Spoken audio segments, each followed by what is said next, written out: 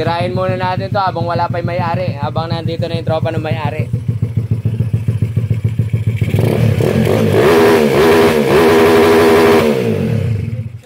Basta ako, boss yung gas.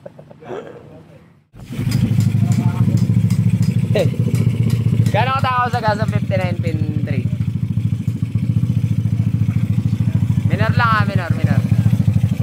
Yan ha. Mukhang matakaw lang yan, pero kapag kabinyahe mo yan, napakatipid niyan.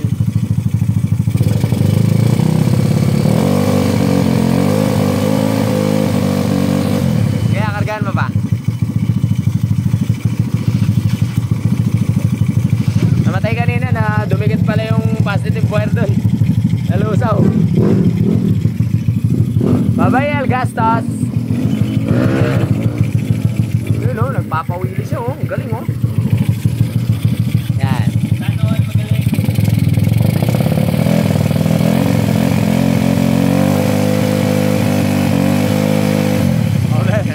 Overgas. Bihit muna tayo sa air. Overgas eh.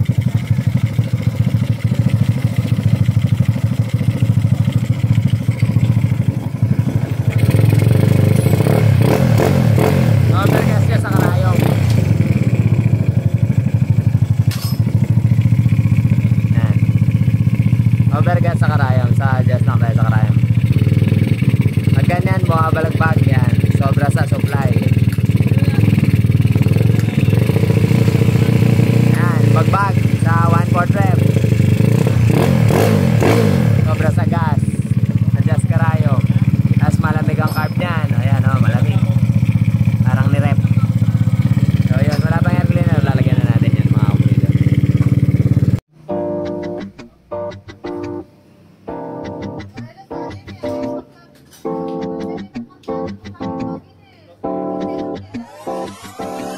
Siguro alam mo kung bakit kita pinarito, para gawin natin mga nakasanayang bisyo. Ano naman sa kanila kung tama o malito, mas matimbang ang kalabit ko. Daan-daan lang mga kaibigan. Habang malamig ang panahon at maulan. Ito na yung taga Novaliches. Kaso, tinanggal namin ang kanyang tambotsa. Dahil ipapa-welding.